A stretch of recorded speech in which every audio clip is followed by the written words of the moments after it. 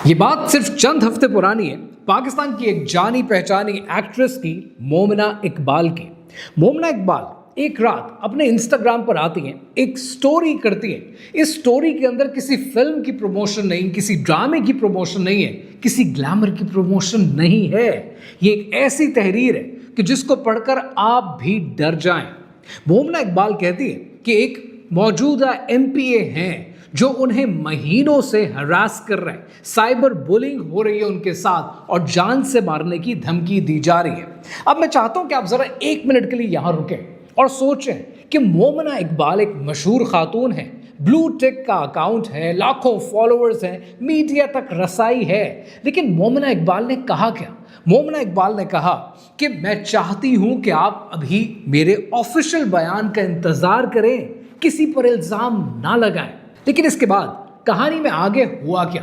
Case एनसीसीआईए में गया, MPa को तलब किया गया, चीफ मिनिस्टर ने नोटिस लिया और चीफ मिनिस्टर ने मोमिना इकबाल को सिक्योरिटी प्रोवाइड की, जो कि बहुत अच्छी बात है। लेकिन जरा एक मिनट के लिए सोचें कि मोमिना इकबाल है जो नाम लेते हुए डर रही हैं, हिचकिचा रही हैं, किसी पर इल्जाम नहीं लगाना चाहती, और ये वो हैं जिनके पास हर तरह की एक्सेस मौजूद है, चीफ मिनिस्टर का नंबर मौजूद है। तो उस लड़की का क्या कि जिसके पास ना तो कोई ब्लू टिक अकाउंट है, ना लाखों फॉलोअर्स हैं, ना मीडिया तक रसाई है, ना चीफ मिनिस्टर तक एक्सेस मौजूद है। लिहाजा इस केस को समझने के लिए और इस जैसे केसेस को समझने के लिए बहुत ज़रूरी है कि पहले उस लड़की का केस समझें और उस लड़की से मुलाकात करें। मार्च 2024 में कराची के इलाके क्लिफ्टन में एक मल्टीनेशनल कंपनी का हेडक्वार्टर हुआ करता है और इस हेडक्वार्टर के अंदर एक 26 साल की लड़की इस मल्टीनेशनल के लिए काम करती है और वो पिछले 3 साल से इस कंपनी के लिए काम करती आई है। बेहतरीन परफॉर्मर है, उसको last year employ of the year का अवार्ड अलग मिला है। लेकिन एक दिन वो अपने दफ्तर आती है, अपने कैबिन में बैठती है और वहाँ बैठकर वो एचआर को एक ईमेल लिखती है।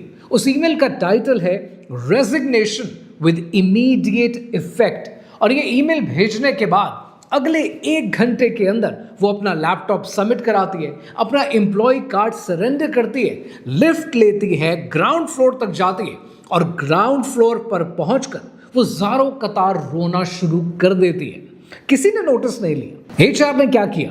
एचआर ने रिप्लेसमेंट अनाउंस की, किसी ने नहीं पूछा कि एग्जैक्टली हुआ क्या।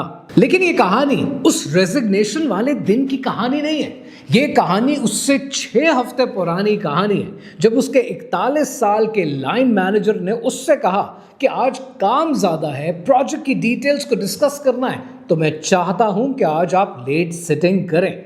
और उस लेट सिटिंग में जैसे ही 5 बजे के बाद वक्त आगे बढ़ता रहा, लोग एक एक करके दफ्तर से जाना शुरू हो गए। यहाँ तक कि दफ्तर में ये लड़की और इसका ये 41 साल का लाइन मैनेजर, ये दोनों अकेले रह गए। और इस मौके पर इसके बॉस ने कहा कि तुम काफ़ी अरसे से प्रमोशन की बात कर रही थी, तुम्हें मज़ीद प्रमोशन या मज़ीद इंसेंटिव मिल नहीं सकता, ज़रा ये फाइल देखो। और उस फाइल में उसके खिलाफ शिकायतें हैं, उस फाइल में उसके खिलाफ लेट अराइवल्स हैं, जो कि ऐसा कुछ नहीं है। और वो ये पढ़कर हैरान हो रही थी कि ये सब कुछ हुआ कब। ऐसे में उस लाइन मैनेजर ने उस लड़की के कंधे पर हाथ रखा और कहा कि फिक्र करने की ज़रूरत नहीं है, मैं हूं ना। और उसके बाद जो कुछ हुआ और अगले 6 हफ्ते जो कुछ उस दफ्तर में होता रहा, वो उस लड़की ने ना अपने घर में बताया, ना अपने किसी कुलीग को बताया, ना उसने एचआर को रिपोर्ट किया। और ये कहानी सिर्फ एक लड़की की कहानी नहीं है, ये कहानी किसी मर्द की कहानी नहीं है, ये कहानी पाकिस्तान के कॉर्पोरेट कल्चर की कहानी है। और ये कहानी क्या है, आइए समझते हैं।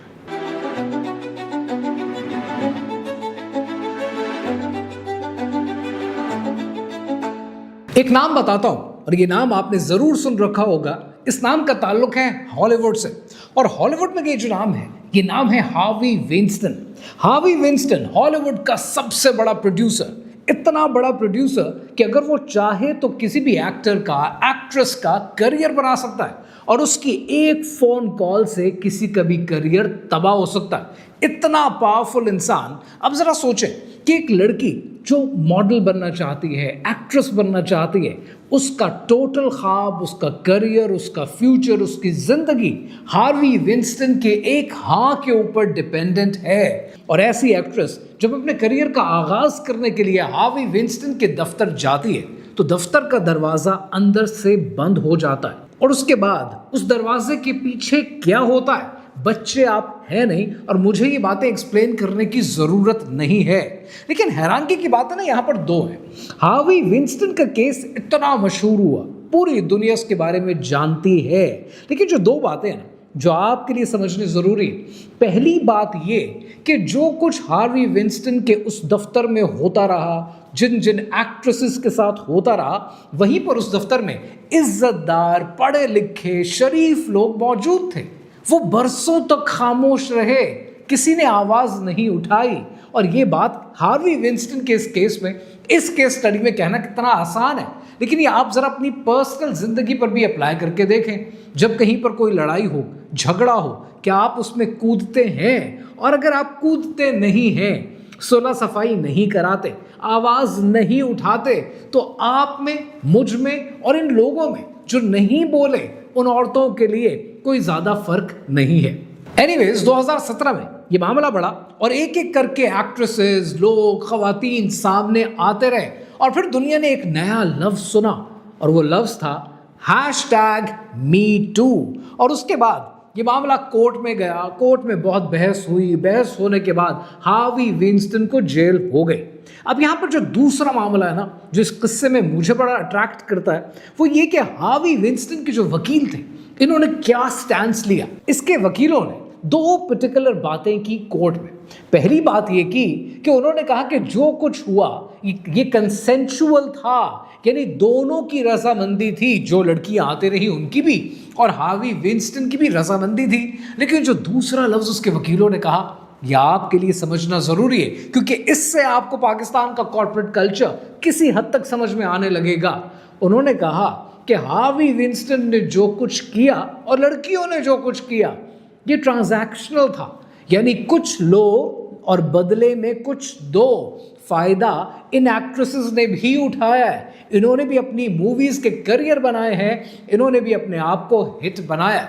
अब यहां पर आप ये बहस कर सकते हैं कि हार्वी विंस्टन का जो केस मैं आपको सुना रहा हूं, ये तो हॉलीवुड का किस्सा है, इसका हमारे से क्या लेना देना कि पाकिस्तान में ऐसा कुछ नहीं होता और हम एक पाक साफ मुल्क हैं, हमारा माशरा बहुत अजीम है। So let's talk about another case from Pakistan, from the city of Lahore, जो आपकी आंखें खोलने के लिए जरूरी है। लाहौर के इलाके गुलबर्ग में एक मीडिया कंपनी है। इस मीडिया कंपनी में एक 24 साल की लड़की को नई नई नौकरी मिलती है and for an argument sake कह लेते हैं इस लड़की का नाम है सारा। सारा एक ग्राफिक डिजाइनर है और जैसे ही नई नौकरी लगती है, सारा का बॉस आता है और उसको कहता है कि मैं करियर में तुम्हारी मदद भी कर सकता हूँ, तुम्हारा मेंटोर भी बन सकता हूँ, बस मेरे साथ अटैच रहना। सारा खुश हो जाती है, मैं कितनी खुशकिस्मत हूँ कि इतना एक्सपीरियंस्ड आदमी अब मुझे सिखाएगा और वो मुझे ज़िंदगी में आगे कैसे बढ़ना, इस कॉर्पोरेट लेडर पर आगे कैसे चलना है, वो मुझे गाइड करेगा। पहले हफ्ते उसके बॉस ने कहना शुरू किया कि थोड़ा लेट जाया करो, बहुत सारी चीज़ें होती हैं, काम होता है, डिस्कस करना होता है। दूसरे हफ्ते उसने कहना शुरू किया कि डिनर पर बैठकर हम प्रोजेक्ट को मज़ीद डिस्कस करते हैं। और फिर तीसरे हफ्ते एक ऐसी सिचुएशन हुई कि जहां पर सारा और सारा का बॉस दफ्तर में अकेले थे और जो कुछ हुआ, किसी ना किसी तरह सारा ने अपना दामन बचाया और टाल कर वहां से चली गई। अब यहां पर इस बात को समझने के लिए मैं चाहता हूं कि आप इस चीज पर थोड़ा सा गौर करें। ये जो सिचुएशन होती है, ये जो सिलसिला होता है, इसका एक नाम है और इसका नाम है ग्रूमिंग। यानी पहले भरोसा बनाया जाता है, फिर इंसान को सबसे काट कर अकेला कर दिया जाता है और फिर जब वो अकेला हो जाता है तब वार किया जाता है। और ये बहुत कॉमन है पाकिस्तान के कॉर्पोरेट कल्चर में, तमाम कॉर्पोरेट कल्चर में नहीं, लेकिन जहाँ जहाँ ये हरकत होती है, जहाँ जहाँ प्रेडेटर्स मौजूद होते हैं, उनका तरीका वारदात एक ही होता है। सारा ने हिम्मत की और हिम्मत करके अपने एक कुलीग को बता दिया। उसके कॉलीग ने पता है क्या कहा, अरे तुम इस बात पे परेशान हो, ये तो सर का स्टाइल है, वो आज से थोड़ी कर रहे हैं, यानी ये काम कब से होता जा रहा है, लेकिन पाकिस्तान ने इनको मजबूरियों का नाम देकर, कॉम्प्रोमाइज का नाम देकर या हार्वी विंस्टन की तरह ट्रांजैक्शनल का नाम देकर कॉमन बना दिया जाता है। अब यहां पर एक सवाल आपके जहन में आएगा कि उन केसेस का क्या बनता है जहां पर लोग रिपोर्ट करते हैं। आपको एक डॉक्यूमेंटेड केस सुनाता हूं। एक लड़की ने बाकायदा शिकायत की, इंक्वायरी बैठी और इंक्वायरी बैठने के बाद जिस साहब ने ये हरकत की थी उन्हें ट्रांसफर कर दिया गया, सेम सैलरी पर, सेम पोजीशन पर, लेकिन एक और जगह ट्रांसफर कर दिया गया। और उसके बाद इस लड़की के साथ पता है एचआर ने क्या किया? इस लड़की का एटीट्यूड प्रॉब्लम बनाकर इसे फायर कर दिया गया। यानी वो कि जिसने ये किया वो उसी तनख्वाह पर, उसी पोजीशन पर काम करता रहा, लेकिन जिसने ये शिकायत की, जो मजलूम था इस कहानी का, उसको सजा दे दी गई। अब हमारे यहाँ एक और तरीका वारदात है जो बड़ा कॉमन है, और वो तरीका वारदात ये है कि जॉब के ऐड अखबार में दिए जाते हैं। उन एड्स पर यह लिखा जाता है कि बड़ी ज़बरदस्त नौकरी है, तनख्वाह बड़ी अच्छी है और एक्सपीरियंस की कोई ज़रूरत नहीं। जब लड़कियां उन नौकरियों पर अप्लाई करती हैं, इंटरव्यू पर जाती हैं, तो ये ट्रांजैक्शनल रिलेशनशिप उन्हें प्रमोट कर दिया जाता है। उन्हें बताया जाता है कि ये सब कुछ होगा, बदले में आपको इतने पैसे मिलेंगे। अब सोचें कि जिस बेचारी की मजबूरियां अलग हैं और उसने अपना घर भी चलाना है, उसे मजबूर कर दिया जाता है इन ट्रांजैक्शनल रिलेशनशिप के लिए। मैं यहाँ पर हरगिज़ ये नहीं कह रहा कि जो लड़कियाँ खुशी खुशी उस ट्रांजैक्शनल रिलेशनशिप को एक्सेप्ट करती हैं वो जायज़ है, मैं हरगिज़ ये नहीं कह रहा, लेकिन मैं आपको वो तरीका बता रहा हूँ जो पाकिस्तान में इंतहाई कॉमन है। 2023 में रावलपिंडी के अडियाला रोड पर FIA ने एक रेड की। उस रेड में जिन साहब को पकड़ा गया उनका नाम है दानियाल मुख्तार, और इनके पास से पता है क्या निकला? इनके पास से ये निकला कि एक मॉडलिंग की एजेंसी चलाते हैं। उस मॉडलिंग की एजेंसी पे जब लड़कियां अप्लाई करती हैं तो उनसे उनके पोर्टफोलियो मंगवाए जाते हैं। उन पोर्टफोलियोज के बाद उनकी वीडियोस मंगवाई जाती हैं, और वीडियोस मंगवाने के बाद उन्हीं वीडियो से उन्हें ब्लैकमेल किया जाता है। जब FIA ने उसे अरेस्ट किया तो दर्जनों लड़कियों के केसेस सामने आए, मीडिया ने उनको रिपोर्ट ही नहीं किया। और जब तक आप इन चीज़ों को रिपोर्ट नहीं करेंगे ये सारा सिलसिला ऐसा ही चलता रहेगा, और वो बेचारी मासूम सी लड़की जिसे वाकई नौकरी की ज़रूरत है, जो अपना घर चलाना चाहती है, नौकरी पर अप्लाई करना चाहती है, उसे इन हथकंडों का पता तक नहीं होगा। अब यहां पर ईमानदारी के साथ एक बड़ी इंपॉर्टेंट बात करने लगा हूं जो आपके लिए सुननी जरूरी है कि इस तरह के केसेस का सिर्फ औरतें शिकार नहीं होती, ऐसे केसेस का मर्द भी शिकार होते हैं। ऐसे मर्द जिन पर किसी उस्ताद, किसी सीनियर या किसी बड़े का इख्तियार होता है, ऐसे मर्द जिनसे किसी ताकतवर ने फायदा उठाया होता है। और सच कहूं तो सबसे कम बोलते हैं ये मर्द, क्योंकि इन्हें बार बार कहा जाता है कि तुम मर्द हो, मर्द कभी रोते नहीं है। इनकी खामोशी शायद सबसे गहरी खामोशी है, क्योंकि उसका तो कोई नाम तक नहीं लेता। और यहाँ पर दूसरी बात समझनी भी ज़रूरी है, और ये बात भी ईमानदारी से करनी चाहिए कि हर वो मर्द जो शरीफ है वो भी आज एक अजीब डर में जीता है कि कहीं मेरी एक नॉर्मल सी बात जो अपने दफ्तर में किसी खातून कुलीग से मैं कह दूं या कोई तारीफ कर दूं, एक ज़रूरी मीटिंग के लिए लेट बिठा लूं, तो कहीं इस बात का गलत मतलब ना ले लिया जाए और मेरे खिलाफ शिकायत ना कर दी जाए। और ये झूठी शिकायतें आज भी एग्जिस्ट करती हैं, ऐसा हरगिज़ नहीं है कि झूठी शिकायतें नहीं होती। लिहाजा आज कितने मर्द हैं जो इस खौफ में मुब्तला हैं कि मेरी बात को गलत ना ले लिया जाए। लेकिन यहाँ पर ये जो सारा किस्सा है ये मर्द बनाम औरत नहीं है, ये मसला ताकत और बेबसी का है। जिसके पास ताकत है वो उस पर इस्तेमाल करता है कि जिसके पास नहीं होती। मर्द हो या औरत, फर्क सिर्फ इस बात का है कि ताकत किसके हाथ में है। अब यहां पर एक सवाल आपके जहन में आएगा, और सवाल ये कि जब दुनिया में इतना मीडिया इन्फ्लक्स हो चुका है, हर किसी को हर तरह के किस्से का इल्म है, तो बार बार हमारे माशरे में ये क्यों होता है? साइकोलॉजी इसको 3 तरह से एक्सप्लेन करती है। पहली चीज ग्रूमिंग, जिसका मैंने जिक्र किया कि प्रेडेटर कभी भी अजनबी बनकर, दुश्मन बनकर नहीं आता। प्रेडेटर हमेशा दोस्त बन के, मेंटोर बन के, गाइड बन के आता है। आपसे दोस्ती करता है और फिर एक एक करके अपना एतबार आप पर कायम करता है, फिर आपके रिश्ते ख़त्म करता है, आपको तन्हा करता है, और जब आप तन्हा हो जाते हैं फिर वो अपना असल चेहरा लेकर आता है। और ये कोई इत्तेफाक नहीं होता, ये एक सोची समझी साजिश होती है, एक सोचा समझा प्लान होता है। दूसरी चीज़ जो साइकोलॉजी कहती है, और मैं चाहता हूँ कि इसको आप समझें, आपने ये अक्सर सुना होगा कि आप कभी भी ऐसा कोई किस्सा सुने तो हमारे यहाँ जिहालत इतनी जिहालत है कि लोग कहते हैं कि बीबी अगर तुम्हारे साथ ये सब कुछ हो रहा था तो चीखी क्यों नहीं। You need to understand one thing, वो चीखी इसलिए नहीं कि इंसान का बिहेवियर 3 चीज़ों पर ऐसे मौके पर ट्रॉमा बेस्ड डिटर्मिन होता है। पहला है fight, then flight, then freeze. या तो आप सिचुएशन से भाग निकलते हैं या फिर आप उस सिचुएशन से लड़ने की कोशिश करते हैं, और आखिर में जब आपको कुछ समझ नहीं आता, जब आपका ट्रॉमा बढ़ जाता है, तो आप पता है क्या करते हैं, आपका जिस्म फ्रीज हो जाता है, आपको समझ नहीं आता कि आप करें तो करें क्या। ये सब उन लड़कियों के केसेस हैं जिन्होंने सारी जिंदगी माँ बाप की दी हुई छतरी के अंदर, उनके घर के अंदर खूबसूरत तरीके से परवरिश पाई, लेकिन वो नहीं जानती थी कि माशरे में इस तरह के प्रेडेटर्स मौजूद हैं। तो ऐसे में जब कोई प्रेडेटर सामने आता है, they do not know what to do, तो उनका जिस्म फ्रीज हो जाता है, समझ नहीं आता कि करना क्या है। साइंस इसको टॉनिक इमोबिलिटी कहती है। इसीलिए मैं आपसे कहता हूं कि जो ये सवाल पूछते हैं ना कि चीखी क्यों नहीं, ये सवाल अपने अंदर एक जुल्म है और इस जहालत से बाहर आना जरूरी है। साइकोलॉजी जो तीसरी चीज कहती है, वो तीसरी चीज ये कहती है कि ये वो मौका होता है कि जब अक्सर प्रेडेटर उल्टा आप पर इल्जाम लगा देता है कि एक्चुअली ये बढ़ावा तो इसने दिया, ये तो खुद मेरे पीछे पड़ी हुई थी, और पूरी सिचुएशन को मैनिपुलेट करके उस बेचारे मजलूम के मत्थे मार दिया जाता है, उसको उसमें फंसा दिया जाता है।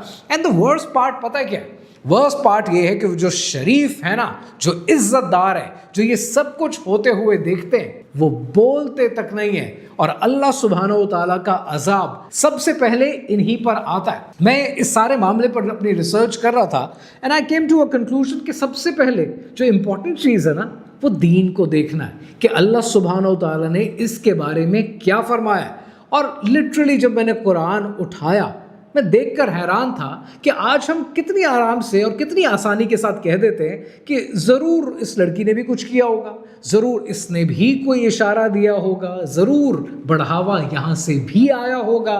That's very easy. अल्लाह सुब्हानहू व तआला ने इस सारे मामले के अंदर पहले शिकार को मुखातिब नहीं किया, अल्लाह सुब्हानहू व तआला ने पहले शिकारी को मुखातिब किया है। सूरह अन-नूर आयत नंबर 30, मोमिन मर्दों से कह दो कि अपनी नजरें नीची रखा करें और अपनी शर्मगाहों की हिफाजत किया करें, ये उनके लिए बड़ी पाकीज़गी की बात है, और जो काम ये करते हैं खुदा उनसे बाखबर है। कि जो वर्क प्लेस हरासमेंट के किस्से हैं ना, ये किसी भी माशरे में ख़त्म होने का नाम नहीं लेते।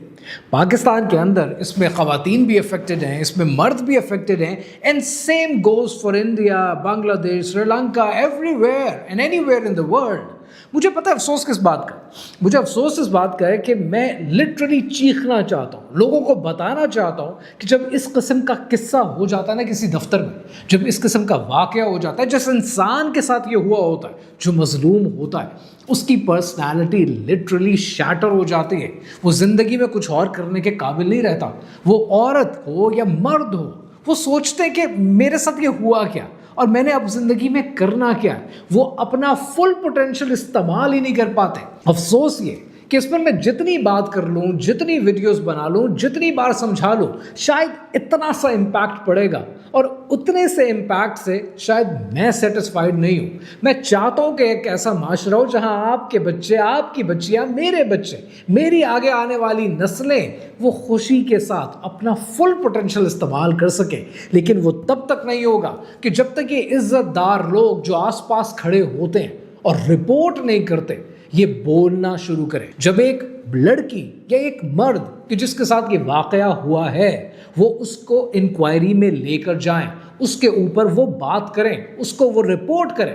क्या आप जानते हैं कि पाकिस्तान के कानून के मुताबिक हर वो इदारा जहां पर 10 या 10 से ज़्यादा एम्प्लॉयज़ मौजूद हैं, वहां पर ऐसी इंक्वायरी कमेटीज़ का होना लाजमी है। और एज एन एम्प्लॉई, अगर आपके एम्प्लॉयर ने आपके लिए ये कमेटी नहीं बनाई तो आपका बोलना बनता है। And third and the most important, वो इदारे जो अपने अंदर उस टॉप परफॉर्मर को बचाना चाहते हैं, उस सीनियर को बचाना चाहते हैं, क्योंकि उससे उनका ग्रॉस प्रॉफिट चलता है, लेकिन एक मजलूम का साथ नहीं देना चाहते, तुफ है आपकी सोच पर।